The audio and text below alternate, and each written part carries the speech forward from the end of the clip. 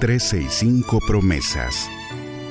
365 razones para creer que Dios nunca falla. Las hojas caen, bailan sin control. Mi suspiro rompe el silencio, buscando un rayo de sol. Descubriendo al Dios que cumple lo que dice. Con Wendy Necio Sub.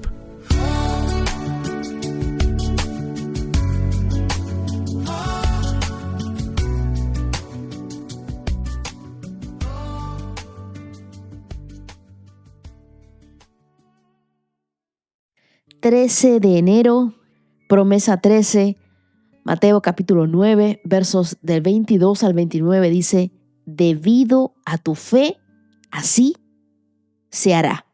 Esta promesa se construye con 3 escenas seguidas, como si Dios quisiera que nosotros no perdiéramos el mensaje de vista.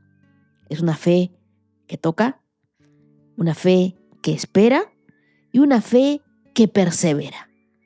Ojo que no es una fe perfecta, es una fe activa. Tampoco es una fe ruidosa, es una fe decidida. Y en cada escena, Jesús responde de la misma manera: vida, sanidad y vista. Veamos la primera fe, una fe que toca aún con vergüenza. El verso 22, la mujer no pide permiso, no levanta la mano, no hace un discurso, solo se acerca y toca.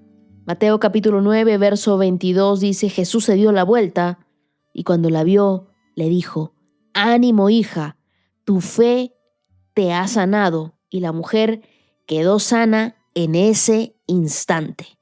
La Biblia, el mensaje, en ese mismo pasaje dice: en aquel momento, una mujer que llevaba 12 años con hemorragias se le acercó por detrás y le tocó ligeramente su manto. Pensaba: si puedo tocar con un solo dedo su manto, sanaré. Jesús se volvió y la sorprendió. Luego la tranquilizó al decirle: ánimo, hija, te arriesgaste a tener fe y ahora estás bien. La mujer quedó sana desde entonces. Estos pasajes nos hablan de arriesgarnos a tener fe. Y es un pasaje de una fe que no es perfecta, sino una fe que es valiente. Aquí no vemos una fe pulida, una fe ordenada, tampoco una fe aprobada. Vemos una fe que se arriesga, una fe que cree, una fe que avanza con vergüenza, aún con burlas, aún con demora. Jesús responde en cada una de las escenas.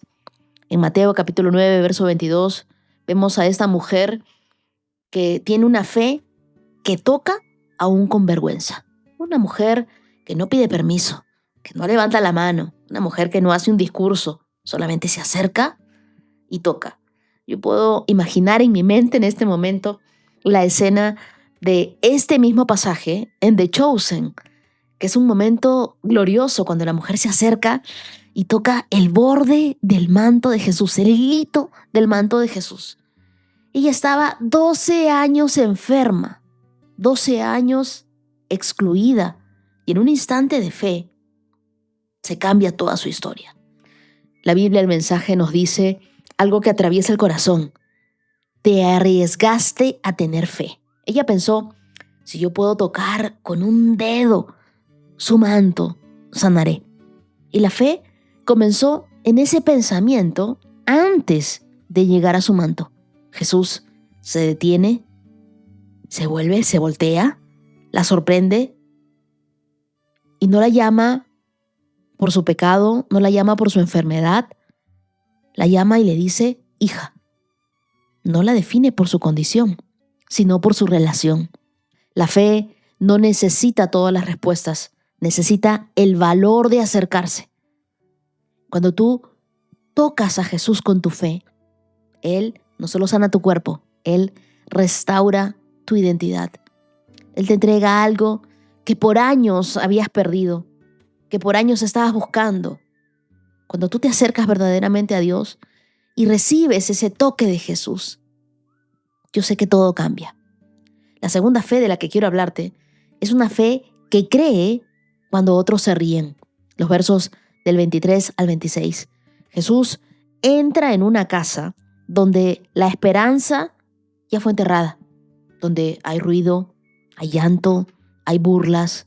Todos ya dan el caso cerrado, pero Jesús no discute con la multitud. Él saca el ruido, Él toma la mano de la niña y donde otros ven final, Él ve una pausa. Para Dios, lo que parece terminado, muchas veces solo está esperando su toque. La promesa aquí es clara.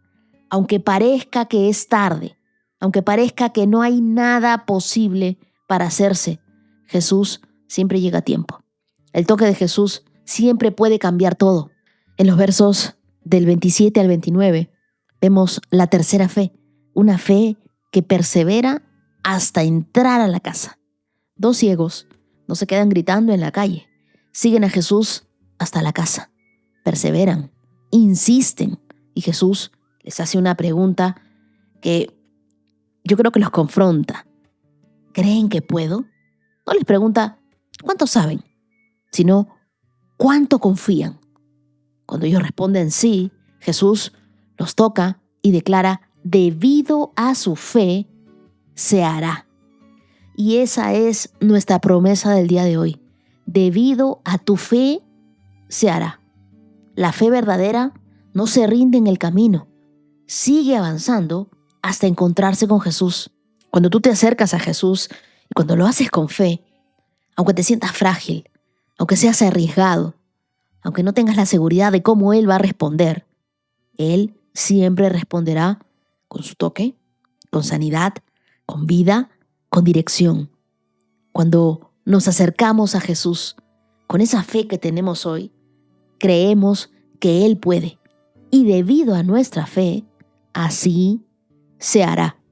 Hoy, más que nunca, tenemos que tocar a Dios, creer en Él y perseverar.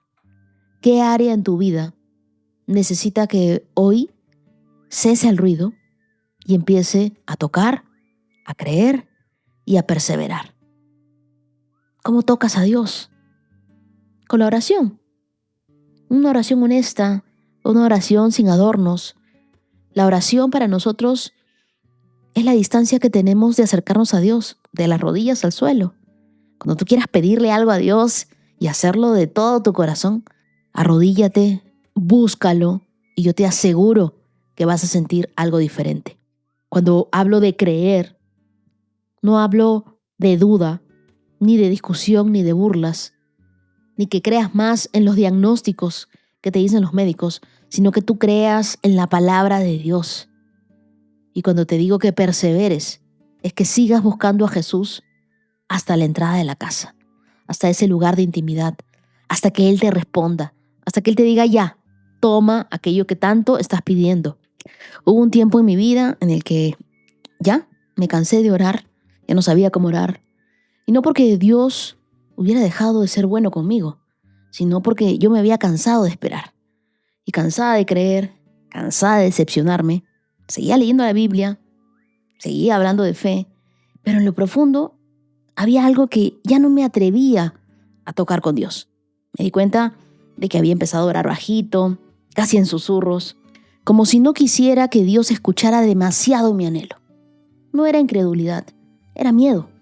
Miedo de volver a esperar y que no pasara nada. Un día, sin fuerzas, solo dije, Dios, yo no sé cómo creer como antes. No tengo una fe grande, solo tengo poca fe, pero esta poca fe te la doy. Mira, no sentí fuegos artificiales, no escuché una voz audible, pero algo en mí pasó. El miedo se fue, mi corazón dejó de huir y entendí que Dios no estaba esperando que yo gritara como otros, ni que tuviera una fe perfecta. Solo estaba esperando que me acercara. Y aunque fuera con vergüenza, aunque fuera con miedo, aunque fuera con un toque pequeño, ese día yo entendí algo que nunca se me olvidó. Dios no sana solo cuando todo se arregla afuera. Él empieza sanando cuando ya no tienes que esconder lo que pasa adentro. Y ahí, sin darme cuenta, empezó mi sanidad. Te invito a que oremos juntos. Jesús, hoy no vengo con una fe perfecta, vengo con la fe que me queda. De repente es una fe cansada, es una fe herida, es una fe que a veces duda, pero es una fe que todavía se atreve al toque tuyo. Hoy dejo de huir, dejo de esconder lo que anhelo, dejo de pedirte perdón por esperar. Si solo puedo tocar tu manto con un dedo, yo me esforzaré, me voy a arriesgar y te tocaré. Si solo puedo decir aquí estoy, lo diré. Saca todo el ruido que nos rodea, calla todas las burlas, aquieta todos los miedos, tómanos de la mano como a esa niña y háblanos como a una hija amada. Yo creo que tú puedes, Señor, hacer lo que por años estaba sin hacerse en nuestras vidas. Aunque cueste, nosotros creemos. Y debido a esa fe que se ha hecho, Dios, confío en que hoy algo en mí empieza a sanar. Oro en el nombre de Jesús. Amén. El libro de Hebreos capítulo 11, verso 1 dice: la fe es la garantía de lo que se espera, la certeza de lo que no se ve. Es tiempo de levantar nuestra mirada y caminar con la certeza de que Dios tiene planes de bien y no de mal para nuestras vidas. Como dijo Corrie ten Boom, la fe ve lo invisible, cree lo increíble y recibe lo imposible. Este año no es un capítulo más, sino la oportunidad de ver la mano de Dios moverse poderosamente en nuestras vidas y en nuestras familias. Este año será el mejor de nuestras vidas. ¿Por qué? Porque lo estamos caminando con fe, lo estamos iniciando cada día con Dios. Será un año donde la presencia de Dios nos acompañará de principio a fin, donde viviremos en salud, donde saldremos de deudas, donde veremos la provisión de Dios y nuestras familias conocerán a Jesús. A veces nuestras circunstancias nos gritan: es imposible, pero Dios susurra: confía, confía, confía. Si Él te ha dado una palabra, confía en esa palabra. Aunque el año pasado haya sido difícil para ti, hoy es el momento de empezar con una fe renovada, porque la fe no se basa en lo que nosotros vemos, sino en lo que creemos. Nunca tengas miedo a confiarle el futuro desconocido a un Dios conocido. Dios nos ha prometido que con Cristo somos más que vencedores, que iremos de gloria en gloria y de victoria en victoria. Nos ha dicho que Él pondrá a nuestros enemigos por estrado de nuestros pies y que viviremos bajo su abrigo, protegidos por su omnipotencia. Empezar este año con fe significa hablar la palabra de Dios, no de nuestras circunstancias. La fe transforma nuestros pensamientos pesimistas en confesiones de esperanza. Como dice la Biblia, la fe viene por el oír y el oír por la palabra de Dios. Romanos 10:17. Entonces, para fortalecer nuestra fe, debemos buscar la presencia de Dios cada día y sumergirnos en la verdad de su palabra. La fe es ese puente entre nuestras oraciones y las promesas de Dios. Este es el tiempo de confiar en que Dios hará lo imposible. Él abrirá caminos donde no los había y nos sorprenderá con bendiciones que superan nuestras expectativas. Nos hará reír de gozo como a Sara, que después de años de espera dijo: Dios me ha hecho reír y cualquiera que lo oiga reirá conmigo, en Génesis 21:6. Las lecturas para el día de hoy las encontramos en Génesis capítulo 28 hasta el capítulo 29, verso 35. Mateo capítulo 9, versos del 18 al 38. Salmos capítulo 11, versos del 1 al 7. Y Proverbios capítulo 3, versos 11 y 12. Vamos a orar. Padre Celestial, hoy vengo delante de ti con un corazón lleno de expectativas. Fortalece mi fe. Enséñame a confiar plenamente en tus promesas. Ayúdame a sanar. Ayúdame a ver más allá de mis circunstancias, a creer en tu poder milagroso y sobrenatural. Declaro que este año seré testigo de tu fidelidad, de tu bondad, de tu provisión y de los milagros más grandes en mi vida. Llena mi boca de risas, mi corazón de paz, y te agradezco porque pase lo que pase, sé que tú tienes un propósito mayor en mi vida. Oro en el nombre de Jesús. Amén. Y quiero que digamos juntos, por mi fe, así será. Génesis 28, verso 1, hasta Génesis 29, verso 35. La Biblia nos dice: Entonces Isaac llamó a Jacob y lo bendijo. Le ordenó: no te cases con ninguna de estas mujeres cananeas. En cambio, vete de inmediato a Padán Aram, a la casa de tu abuelo Betuel, y cásate con una de las hijas de tu tío Labán.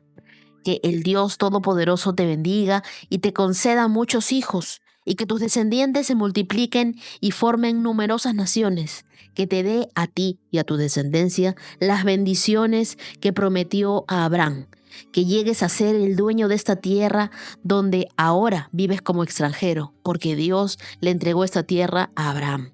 Así que Isaac despidió a Jacob y él se fue a Padán Aram a quedarse con su tío Labán, hermano de su madre, hijo de Betuel el arameo.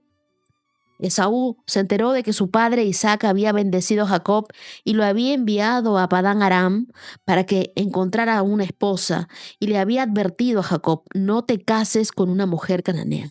También supo que Jacob había obedecido a sus padres y se había ido a Padán Aram.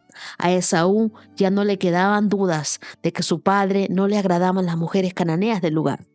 Por lo tanto, fue a visitar a la familia de su tío Ismael y se casó con una de las hijas de Ismael, además de las esposas que ya tenía. Su nueva esposa se llamaba Mahalat, era hermana de Nabayot e hija de Ismael, el hijo de Abraham. Mientras tanto, Jacob salió de Berseba y viajó hacia Harán. A la caída del sol llegó a un buen lugar para acampar y se quedó allí a pasar la noche. Jacob encontró una piedra donde reposar su cabeza y se acostó a dormir. Mientras dormía, soñó con una escalera que se extendía desde la tierra hasta el cielo y vio ángeles de Dios que subían y bajaban por ella. En la parte superior de la escalera estaba el Señor, quien le dijo: yo soy el Señor, Dios de tu abuelo Abraham, Dios de tu padre Isaac. La tierra en la que estás acostado te pertenece, te la entrego a ti y a tu descendencia. Tus descendientes serán tan numerosos como el polvo de la tierra. Se esparcirán en todas las direcciones, hacia el oriente y el occidente, hacia el norte y el sur, y todas las familias de la tierra serán bendecidas por medio de ti y de tu descendencia. Además, yo estoy contigo y te protegeré donde quiera que vayas. Llegará el día en que te traeré de regreso a la tierra. No te dejaré hasta que haya terminado de darte todo lo que te he prometido. Entonces Jacob se despertó del sueño y dijo: ciertamente el Señor está en este lugar y yo no me di cuenta. Pero también tuve temor y dije: qué temible es este lugar. No es más ni menos que la casa de Dios, la puerta misma del cielo. A la mañana siguiente, Jacob despertó muy temprano y erigió como columna conmemorativa la piedra en la que había reposado la cabeza, y después derramó aceite de oliva sobre ella. Llamó a aquel lugar Betel, que significa casa de Dios, aunque antes se llamaba Luz. Luego Jacob hizo el siguiente voto: si Dios en verdad está conmigo y me protege en este viaje, y si Él me provee de comida y de ropa, y si yo regreso sano y salvo a la casa de mi padre, entonces el Señor ciertamente será mi Dios, y esta piedra que levanté como columna conmemorativa será un lugar de adoración a Dios, y yo le daré a Dios una 10ª parte de todo lo que me dé. Entonces Jacob se apresuró y por fin llegó a la tierra del oriente. A la distancia vio un pozo. Junto al pozo, en el campo abierto, habían 3 rebaños de ovejas, de cabras, esperando a que les diera de beber. Pero una pesada piedra tapaba la boca del pozo. Era costumbre del lugar esperar a que llegaran todos los rebaños antes de quitar la piedra y dar de beber a los animales, y después se volvía a tapar la boca del pozo con la piedra. Jacob se acercó a los pastores y les preguntó: ¿de dónde son ustedes, amigos? Somos de Harán, contestaron ellos. ¿Conocen allí a un hombre llamado Labán, el nieto de Nacor?, le preguntó. Sí, lo conocemos, contestaron. ¿Y él está bien?, preguntó Jacob. Sí, está bien, contestaron. Mire, ahí viene su hija Raquel con los rebaños. Todavía estábamos a plena luz del día, dijo Jacob. ¿Por qué es demasiado temprano para reunir a los animales? ¿Por qué no dan ustedes de beber a las ovejas y a las cabras para que así puedan volver a pastar? No podemos dar de beber a los animales hasta que hayan llegado todos los rebaños, contestaron. Entonces los pastores quitan la piedra de la boca del pozo y damos de beber a todas las ovejas y a las cabras. Todavía estaba Jacob hablando con ellos cuando llegó Raquel con los rebaños de su padre, porque ella era pastora. Ya que Raquel era su prima, la hija de Labán, el hermano de su madre, y como las ovejas y las cabras eran de su tío Labán, Jacob fue al pozo, quitó la piedra que tapaba la boca y dio de beber al rebaño de su tío. Luego Jacob besó a Raquel y lloró en voz alta. Le explicó a Raquel que él era su primo por parte de su padre, el hijo de su tía Rebeca. Enseguida Raquel salió corriendo y se lo contó a su padre Labán. En cuanto a Labán oyó que su sobrino Jacob había llegado, corrió a encontrarse con él, lo abrazó y lo besó y lo llevó a su casa. Y cuando Jacob le contó su historia, Labán exclamó: verdaderamente eres de mi misma sangre. Labán tenía 2 hijas. La mayor se llamaba Lea y la menor se llamaba Raquel. No había brillo en los ojos de Lea, pero Raquel tenía una hermosa figura y una cara bonita. Ya que Jacob estaba enamorado de Raquel, le dijo a su padre: trabajaré para ti 7 años si me entregas como esposa a Raquel, tu hija menor. De acuerdo, respondió Labán, prefiero entregártela a ti que a cualquier otro. Quédate y trabaja para mí. Así que Jacob trabajó 7 años para obtener a Raquel, pero su amor por ella era tan fuerte que le parecieron unos pocos días. Finalmente llegó el momento de casarse con ella. He cumplido mi parte del acuerdo, le dijo a Labán. Ahora entrégame a mi esposa para acostarme con ella. Entonces Labán invitó a toda la gente de los alrededores, preparó una fiesta de bodas, pero aquella noche, cuando estaba oscuro, Labán tomó a Lea y se la entregó a Jacob, y él durmió con ella. Labán le había dado a Lea una sierva, Silpa, para que la atendiera. A la mañana siguiente, cuando Jacob se despertó, vio que era Lea. ¿Qué me has hecho?, le dijo a Labán con furia. He trabajado 7 años por Raquel. ¿Por qué me has engañado? Aquí no es nuestra costumbre casar a la hija menor antes que a la mayor, contestó Labán. Pero espera hasta que termine la semana nupcial, entonces te daré también a Raquel, siempre y cuando prometas trabajar para mí otros 7 años. Así que Jacob aceptó trabajar 7 años más. Una semana después de casarse con Lea, Labán también le entregó a Raquel. Labán le dio a Raquel una sierva, Bilha, para que la atendiera. Entonces Jacob durmió también con Raquel y la amó mucho más que a Lea. Y se quedó allí y trabajó para Labán los 7 años adicionales. Cuando el Señor vio que Lea no era amada, le concedió que tuviera hijos, pero Raquel no podía concebir. Así que Lea quedó embarazada y dio a luz un hijo, a quien llamó Rubén, porque dijo: el Señor se ha dado cuenta de mi sufrimiento y ahora mi esposo me amará. Al poco tiempo volvió a quedar embarazada y dio a luz otro hijo, a quien llamó Simeón, porque dijo: el Señor oyó que yo no era amada y me ha dado otro hijo.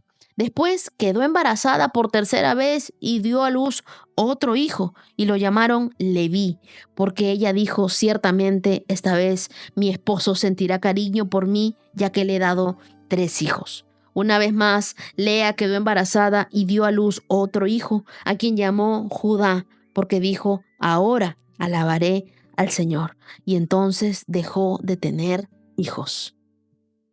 Vemos en Génesis 28:4 que Dios le ofreció a Jacob la promesa del pacto que había hecho con Abraham, con Isaac, con su padre y con su abuelo. Pero no bastaba con que Jacob fuera el nieto de Abraham. Él tuvo que establecer una relación personal con Dios. Y es que Dios tiene hijos, no nietos. No basta que tú formes parte de una familia o que tus generaciones sean creyentes. Tú debes tener tu propio encuentro con Dios. Tú debes conocer a ese Dios todopoderoso. El verso 15 de Génesis 28 dice: además, yo estaré contigo, te protegeré donde quiera que vayas. Y esta es una promesa hermosa que nos recuerda que Dios nunca, y quiero que lo grabes en tu mente, Dios nunca nos deja solos a sus hijos. Dios siempre está con nosotros. Él es el amigo que nunca falla. Él es el consolador que siempre está con nosotros. Él es el Emmanuel, Dios con nosotros. En Dios siempre podremos encontrar su gracia. Él nunca nos abandonará. Y en Génesis capítulo 29, verso 20, encontramos cómo Jacob trabaja 7 años por el amor de Raquel. Él fue engañado por Labán, que no le dijo que primero debía llevarse a la mayor si es que quería casarse con ella. Y la gente a menudo se pregunta si vale la pena esperar un largo tiempo por lo que uno desea. Yo creo que aquí Jacob se graduó de la Universidad de la Espera. Él trabajó 7 años por Lea y trabajó otros 7 años por Raquel. Las metas y los deseos más importantes bien valen la pena y bien valen el precio también. Pero Hollywood el día de hoy ha creado una ilusión que las personas solo en un par de horas pueden resolver sus problemas y obtener lo que desean. Pero no pienses que lo que pasa en TNT pasa en la vida real. No caigas en la trampa. La paciencia es más difícil de conseguir cuando más la necesitamos, pero es la llave para alcanzar nuestras metas. Finalmente, Dios transforma nuestras decepciones en oportunidades de aprendizaje y de crecimiento. Dios nunca desperdicia un dolor. Cada prueba que nosotros pasamos tiene un propósito. Y en los versos del 23 al 25 de Génesis 29, vemos cómo Jacob, enfurecido contra Labán, porque lo había engañado, y yo digo, el burro hablando de orejas, ¿no? Qué rápido se olvidó Jacob de lo que le hizo a Esaú, su hermano. Qué loco, ¿no? Que nosotros nos disgustemos ante la injusticia que nos hacen, pero cerramos los ojos a las injusticias que hacemos contra los demás. Versos del 28 al 30, aunque engañado, Jacob cumplió con su promesa y trabajó 7 años más por Raquel. Cuando nos engañen, puede que todavía sea sabio cumplir con nuestra parte del trato. Planear una venganza, tocarse las heridas, impide ver la perspectiva de Dios en medio del asunto. No te vengues, cumple con tu promesa. Y en el verso 31 comenzamos a ver cómo a Lea Dios le da el favor de tener hijos. Queda embarazada y el primer hijo que tiene se llama Rubén, que significa el Señor se ha dado cuenta de mi sufrimiento y ahora mi esposo me amará. Hoy en día los padres ponen nombres a sus hijos que les gustan o que suenan bien, mientras que en el Antiguo Testamento reflejaban las circunstancias del momento al nacer. Luego vemos en el verso 35, como dice, una vez más Lea quedó embarazada, dio a luz otro hijo a quien llamó Judá, porque dijo, ahora alabaré al Señor. Lea pasó de buscar la aprobación humana a encontrar la satisfacción en Dios. Y cuando tú decides alabar a Dios en medio de tu prueba, el cielo se mueve a tu favor. Mateo 9, versos del 18 al 38. Mientras Jesús decía estas cosas, el líder de la sinagoga se le acercó y se arrodilló delante de él. Mi hija acaba de morir, le dijo, pero tú puedes traerla nuevamente a la vida, solo con venir y poner tu mano sobre ella.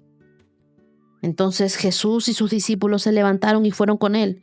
Justo en ese momento, una mujer, quien hacía 12 años que sufría de una hemorragia continua, se le acercó por detrás, tocó el fleco de su túnica de Jesús, porque pensó, si tan solo toco su túnica, quedaré sana. Jesús se dio vuelta y cuando la vio, le dijo, ánimo, hija, tu fe te ha sanado. Y la mujer quedó sana en ese instante.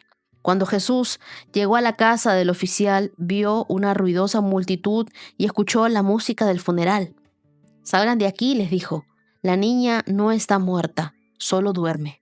Pero la gente se rió de él. Sin embargo, una vez más hicieron salir a todos. Jesús entró y tomó la mano de la niña, y ella se puso de pie. La noticia de este milagro corrió por toda la región. Cuando Jesús salió de la casa de la niña, lo siguieron 2 hombres ciegos, quienes gritaban: «Hijo de David, ten compasión de nosotros». Entraron directamente a la casa donde Jesús se hospedaba y les preguntó: «¿Creen que yo puedo darles la vista?». «Sí, Señor», le dijeron, «lo creemos». Entonces él les tocó los ojos y dijo: «Debido a su fe, así se hará». Entonces sus ojos se abrieron y pudieron ver. Y Jesús les advirtió severamente: «No se lo cuenten a nadie». Pero ellos, en cambio, salieron e hicieron correr su fama por toda la región. Cuando se fueron, un hombre no podía hablar, poseído por un demonio, y fue llevado a Jesús. Entonces Jesús expulsó al demonio y después el hombre comenzó a hablar. Las multitudes quedaron asombradas. «Jamás sucedió algo así en Israel», exclamaron. Sin embargo, los fariseos dijeron: «Puede expulsar demonios porque el príncipe de los demonios le da el poder». Jesús recorrió todas las ciudades y las aldeas de esa región, enseñando en las sinagogas y anunciando la buena noticia acerca del reino, y sanaba toda clase de enfermedades y dolencias. Y cuando vio a las multitudes, les tuvo compasión, porque estaban confundidas y desamparadas, como ovejas sin pastor. A sus discípulos les dijo: «La cosecha es grande, pero los obreros son pocos. Así que oren al Señor, que está a cargo de la cosecha, y pídanle que envíe más obreros a sus campos». Y en Mateo vemos el poder de la fe. Estos pasajes nos muestran una serie de milagros realizados por Jesús, todos ellos impulsados por la fe de quienes acudieron a Él. Vemos cómo la fe no solo trae sanidad física, sino también restauración y liberación. Mateo 9, versos del 18 al 19, nos hablan de la fe de un padre afligido. Mientras Jesús hablaba, dice, un líder de la sinagoga se le acercó, se arrodilló ante él suplicando: «Mi hija acaba de morir», dijo, «pero tú puedes traerla de nuevo a la vida si vienes y pones tu mano sobre ella». Este padre no solo tenía la fe en el poder de Jesús para sanar, sino también para resucitar a su hija. La fe genuina reconoce que Dios puede obrar aún en situaciones que parecen irreversibles. Jairo estaba tan necesitado de un milagro para su hija que agonizaba, y quizás hoy tu esperanza esté agonizando. Necesites un milagro a gritos. Entonces, levántate para creer en Dios, en ese Dios de imposibles. Que tu fe hoy diga: así será. Aunque no tengas fuerzas, Dios es el mismo ayer, hoy y siempre. El milagro es un hecho sobrenatural debido a una intervención divina. Solo Dios puede hacerlo. Ningún problema es demasiado grande para que Dios no intervenga. Ninguna persona es demasiado pequeña para que Dios no tenga atención sobre ella. La fe comienza entonces donde termina nuestra fuerza. ¿Qué hizo Jairo para recibir ese milagro? Él puso sus ojos en Jesús. Cuando este oficial de la sinagoga sabía que Jesús estaba cerca, fue a buscarlo, lo vio. Muchos de los que necesitan un milagro primero tratan de buscar por su cuenta. Buscan doctores, buscan los mejores psicólogos, los mejores terapeutas, los mejores coaches. Pero lo primero que tienes que buscar es a Dios. Búscalo con todo tu corazón, búscalo con todas tus fuerzas. Míralo cerca a ti, aunque no lo puedas sentir.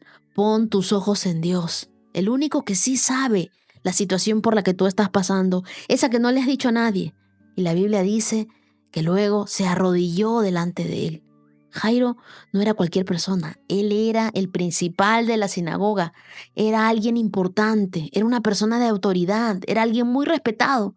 Pero cuando se trató de ver un milagro en la vida de su familia, lo que él hizo fue arrodillarse a los pies de Jesús.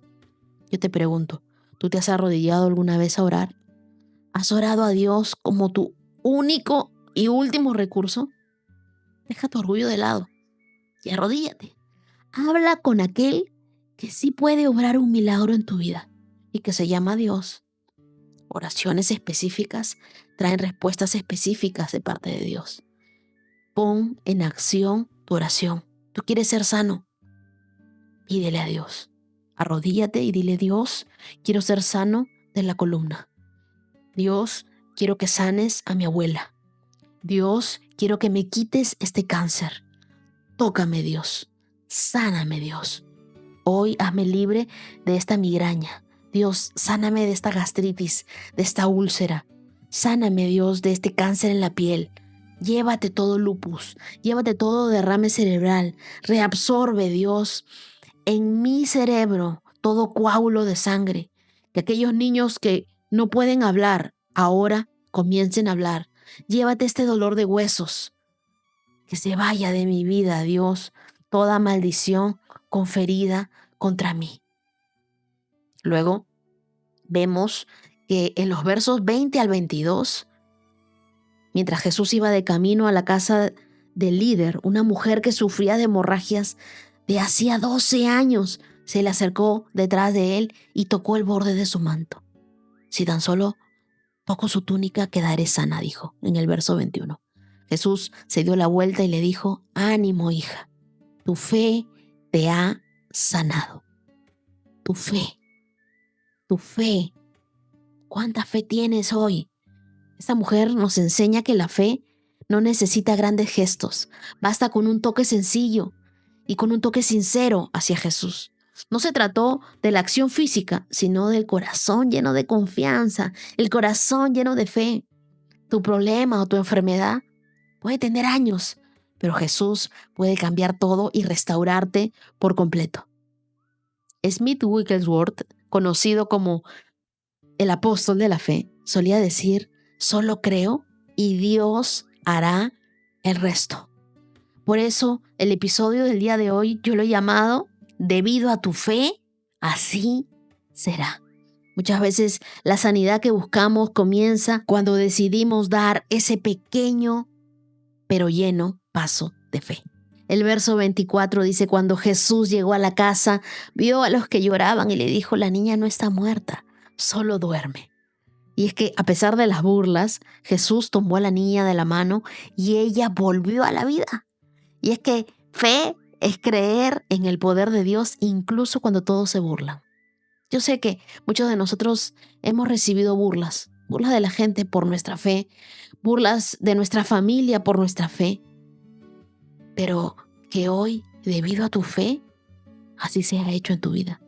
Los hombres de fe siempre parecen tontos a los ojos del mundo, pero nunca a los ojos de Dios. Para Dios, tu fe no es tonta. Para Dios, tu fe es poderosa. Para Dios, tu fe mueve montañas. Versos del 27 al 31 nos hablan de la sanidad de los ciegos. Dice: 2 hombres ciegos siguieron a Jesús clamando: Hijo de David, ten compasión de nosotros. Y Jesús les preguntó: ¿creen que puedo darles la vista? Y ellos respondieron: sí, Señor.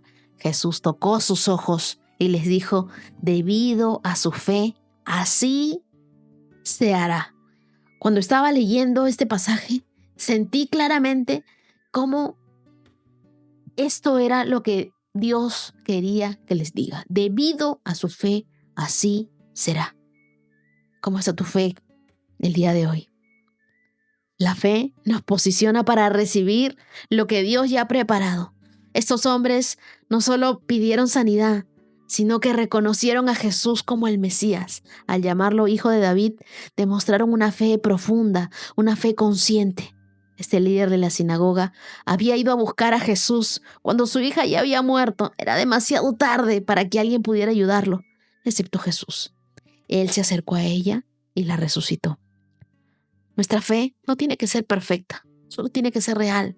Si tu situación parece no tener esperanza, recuerda que Dios es experto en imposibles. Recuerda que Dios puede hacer hoy por ti lo que ningún médico ni la ciencia puede hacer por ti.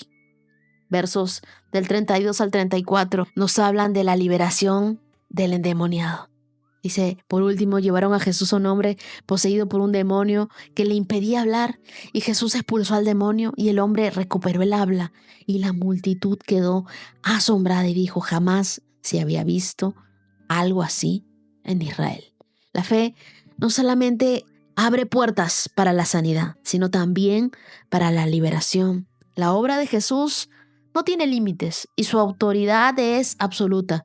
Dios está más dispuesto en obrar milagros de lo que nosotros estamos dispuestos a pedirlos. Así que la clave es pedir con fe, pedir creyendo que Él es poderoso para hacer más de lo que nosotros pedimos o entendemos. Pero Él responde a nuestras oraciones. Nuestra fe hoy nos muestra que Dios puede resucitar sueños muertos. Nuestra fe hoy nos muestra que Dios puede sanar heridas de años. Nuestra fe hoy nos muestra que Él puede abrir nuestros ojos a nuevas perspectivas. Y nuestra fe hoy nos muestra que podemos ser libres de las cadenas invisibles que nos ataban. La fe es poderosa cuando dejamos de enfocarnos en nuestras limitaciones y ponemos nuestra confianza en Jesús. Dile hoy, Señor, llévame y enséñame a confiar en tu poder, incluso cuando mis circunstancias parecen imposibles. Dame la valentía para acercarme a ti con un corazón lleno de fe. Eleva mi fe a otro nivel, Señor. Si me falta más fe, ayúdame, Señor, fortaléceme, sabiendo de que un solo toque tuyo tiene el poder de transformar mi vida y de sanarme. Dios, yo sigo creyendo que tú haces milagros hoy y que tú hoy harás un milagro debido a mi fe. Así será. Salmos 11, del 1 al 7. Yo confío en la protección del Señor. Así que, ¿por qué me dicen, vuela como un ave a las montañas para ponerte a salvo? Los malvados ponen las cuerdas en sus arcos y acomodan sus flechas sobre las cuerdas. Disparan desde las sombras contra los de corazón recto. Cuando los fundamentos de la ley y del orden se desmoronan, ¿qué pueden hacer los justos? Pero el Señor está en su santo templo. El Señor aún gobierna desde el cielo, observa de cerca a cada uno y examina a cada persona sobre la tierra. El Señor examina tanto a los justos como a los malvados y aborrece a los que aman la violencia. Hará llover carbones encendidos y azufre ardiente sobre los malvados y los castigará con vientos abrasadores. Pues el Señor es justo y ama la justicia. Los íntegros verán su rostro. El Salmo 11 es un hermoso recordatorio de que cuando las circunstancias parecen abrumadoras y los temores nos rodean, nuestra fortaleza y refugio están en Dios. Este salmo es escrito por David y refleja la convicción de que Dios es justo, es soberano y es protector. El verso 1 dice, confío en el Señor para protección. Entonces, ¿por qué me dicen, vuela como un ave a las montañas para ponerte a salvo? En varias ocasiones, David se vio forzado a huir para salvar su vida. El ser rey ungido de Dios no lo hizo inmune a la injusticia y al odio de los demás. David posiblemente escribió ese salmo cuando el rey Saúl lo perseguía. David no huyó, no porque pensara que todo estaba perdido. Él sabía que Dios tenía el control de la situación. David sabiamente trataba de evitar los problemas, pero cuando los enfrentaba, no huía de ellos porque tenía miedo. David entonces comienza declarando su confianza en Dios en medio de la crisis. Aunque otros le aconsejaban huir, él elige quedarse firme en su fe. La verdadera seguridad no se encuentra en escapar, sino en refugiarse en el Señor. La fe de David contrasta radicalmente con el miedo de los consejeros, porque la fe en Dios evita que perdamos la esperanza y nos ayuda a resistir el miedo. Dios no te llama a huir del problema, sino a correr hacia Él en medio del problema. Los consejeros de David tenían miedo porque las circunstancias eran abrumadoras y su mundo se derrumbaba. David estaba tranquilo y lleno de optimismo porque sabía que Dios era superior a cualquier cosa que sus enemigos pudieran hacer en su contra. Los versos 2 y 3 nos dicen que los perversos prepararon sus arcos y ponen sus flechas en las cuerdas, disparan desde las sombras contra los de corazón íntegro. Cuando los cimientos de la ley y el orden se desmoronan, ¿qué pueden hacer los justos? Cuando las bases de la sociedad parecen quebrarse, El enemigo ataca con incertidumbre y con miedo. Sin embargo, David nos recuerda que incluso cuando los cimientos humanos tambalean, los de Dios permanecen firmes. Me encanta A.W. Tozer, que dice: aunque los cimientos del mundo se derrumben, el trono de Dios permanece inamovible. Nada sucede entonces sin su conocimiento ni sin su consentimiento. Dios está en control de la situación. El verso 4 dice: pero el Señor está en su santo templo. El Señor aún gobierna desde el cielo. Él observa de cerca a cada uno con atención y examina a cada persona de la tierra. Dios no está distante ni está indiferente. Él te observa. Él cuida cada detalle de nuestras vidas. Dios está sentado en su trono, lo que nos asegura que el caos en la tierra nunca altera su gobierno celestial. Dios no pierde el control de tu vida cuando tú pierdes el control de tus circunstancias. Versos 5 y 6 dice que el Señor examina tanto a los justos como a los perversos y odia a los que aman la violencia. Hará llover carbones ardientes y azufre sobre los perversos, castigándolos con vientos ardientes y abrasadores. Dios es un juez justo que no ignora la maldad, pero también prueba a los justos, para destruirlos, sino para fortalecerlos. Su juicio es perfecto y su justicia prevalecerá. Cuando Dios permite pruebas en nuestra vida, no es para destruirnos, es para moldearnos, es para fortalecernos. Y por último, el verso 7 dice: pues el Señor es justo y ama la justicia. Los íntegros verán su rostro. Este versículo nos recuerda que el corazón de Dios se inclina hacia los justos, aquellos que viven con integridad, que tienen la promesa de su presencia y la esperanza de verlo cara a cara. Qué lindo cuando veamos a Dios cara a cara. Me recuerda tanto la canción de Marcos Vidal: solo quiero estar cara a cara y perderme como un niño en tu mirada. Que pase mucho tiempo y que nadie diga nada. Solo déjame mirarte, mi maestro. El mayor regalo de la vida eterna no es el cielo, sino es la presencia del Dios mismo. Que nosotros disfrutemos de la presencia de Dios. Qué hermoso es cuando estemos en el cielo y lo miremos cara a cara. Proverbios 3, del 11 al 12. Hijo mío, no rechaces la disciplina del Señor, ni te enojes cuando te corrige, pues el Señor corrige a los que ama, tal como un padre corrige al hijo, que es su deleite. Estos versos nos recuerdan que la disciplina de Dios es una expresión de su amor. Muchas veces nosotros asociamos la corrección con rechazo, pero Dios, como un Padre amoroso, nos corrige para formarnos, no para castigarnos. El verso 11 dice: hijo mío, no rechaces la disciplina del Señor, ni te enojes cuando te corrige. ¿Cómo nos conoce Dios, no? Que nosotros, cuando nos corrigen, nos enojamos. Pero la corrección de Dios no es un signo de condena, sino es una muestra de su compromiso con nuestro bienestar. Así como un padre corrige a su hijo para protegerlo y para guiarlo, Dios nos corrige para redirigirnos hacia nuestro propósito. No confundas entonces la corrección de Dios con su abandono. Él te corrige porque te ama. El verso 12 dice: pues el Señor corrige a los que ama, tal como un padre corrige al hijo que es su deleite. Dios no solo nos ama, se deleita en nosotros. La corrección no es una señal de enojo, sino de interés profundo y de amor paternal. Max Lucado, que es uno de mis autores favoritos, dice: Dios te ama tal como eres, pero te ama demasiado como para dejarte así. Entonces, el amor de Dios no solo te abraza, también te moldea.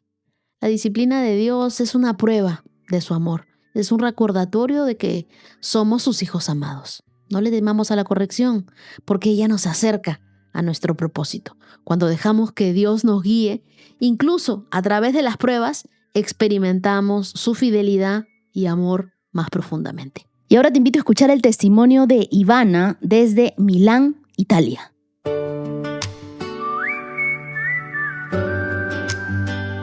Las hojas caen, bailan sin control. Mi suspiro rompe el silencio, buscando un rayo de sol. Dios es fiel. He visto su mano los 365 días del año y he recibido mi milagro. Él me restauró y estoy agradecida con Él por todo lo que ha hecho en mi vida. Dios es bueno siempre. Dios es bueno, Dios me sanó y doy gracias a Dios. Veo tu promesa, promesa, promesa que fortalece. Oh, promesa, promesa, promesa que provee. Oh, promesa, promesa que protege. Hola Wendy, ¿cómo estás? Espero que estés muy bien. Nosotras, primero de todo, agradeciendo a Dios por poder enviarte este mensaje, y segundo, que gracias por la paciencia, gracias por el modo de expresarnos cómo nos habla Dios en este manual de instrucciones que es la Biblia. Pues nada, yo te voy a dar mi testimonio, que el día 8 de enero me tenía que presentar a dar un examen porque me postulé para trabajar en el hospital público.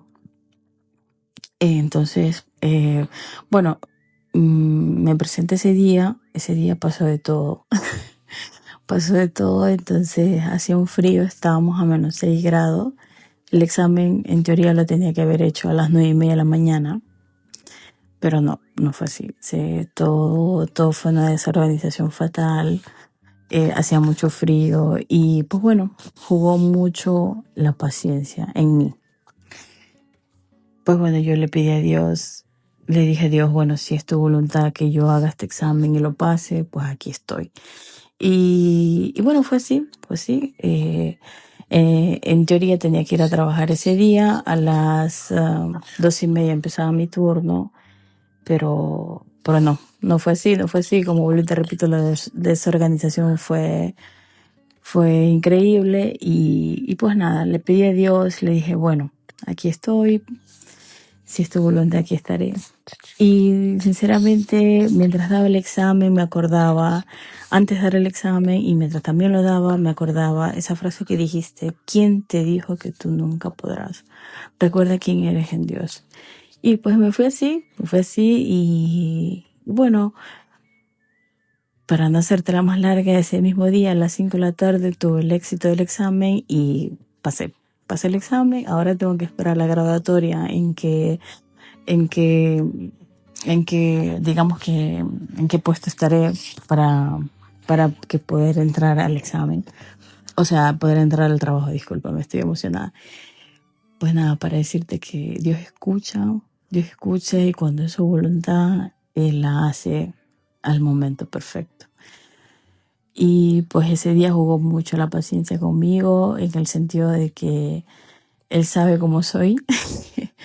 Y pues para decirte que la paciencia estuvo ahí. Obviamente me pasaban tantos pensamientos como el de irme a trabajar rápido, el que no, que esto, que la ansiedad. Pero no. Estuve ahí, estuve esperando en Él, confiando en Él. Y pues mira, tuve una respuesta positiva de parte de Él.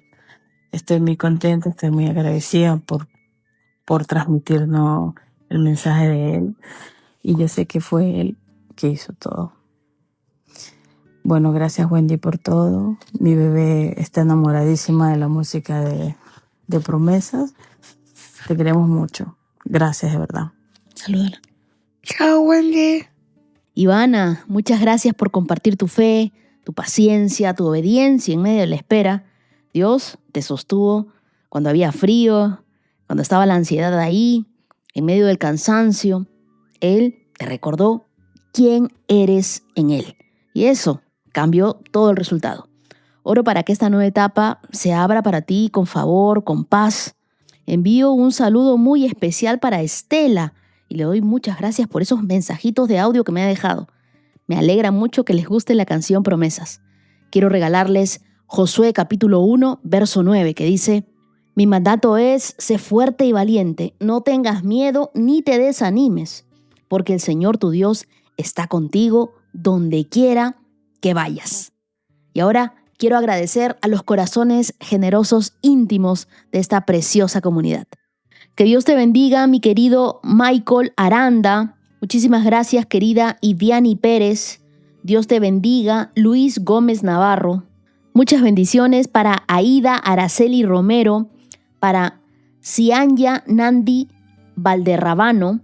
Muchas gracias, Dora María Hernández. Muchísimas gracias, Emanuel Llanos. Dios te bendiga, querida Priscila Montero. Gracias por esos supergracias de YouTube. A mi querida Verónica González y a Mónica Cecilia Rincón. A ustedes, queridos, quiero regalarles el Salmo 18 que dice: Te amo, Señor, tú eres mi fuerza. El Señor es mi roca, mi fortaleza, mi salvador. Mi Dios es mi roca en quien encuentro protección. Él es mi escudo, el poder que me salva y mi lugar seguro. Clamé al Señor, quien es digno de alabanza, y me salvó de mis enemigos. Y eso es lo que yo pido para ustedes, que la protección de Dios siempre esté en sus casas, que ustedes puedan ver a Dios como su Salvador, el Salvador de su familia, como su fortaleza, como su lugar seguro. Y quiero decirles también que tendrán un lugar muy especial en mis oraciones. Si este contenido te inspiró, suscríbete a mi canal, activa la campanita para recibir notificaciones de nuevos episodios. Si estás en Spotify, dame las 5 estrellas y déjame un comentario con tu reflexión y con lo que más Dios tocó tu corazón. Gracias a todos los que comparten este mensaje en sus redes sociales. Ustedes hacen que la palabra de Dios llegue más lejos. Ahora sí, queridos íntimos, muchas gracias por acompañarme hasta aquí. Nos vemos el día de mañana con más de la palabra de Dios. Hoy ya corrimos nuestros 13K y vamos por más. Bendiciones. Has escuchado 365 Promesas. Síguenos en Facebook e Instagram, @Wendy Necio Sub. Hasta la próxima. Bailan sin control, mi suspiro rompe el silencio, buscando un rayo de sol. Promesa, promesa, promesa que salva. Oh, promesa, promesa, promesa que guía. Promesa, promesa plena en ti.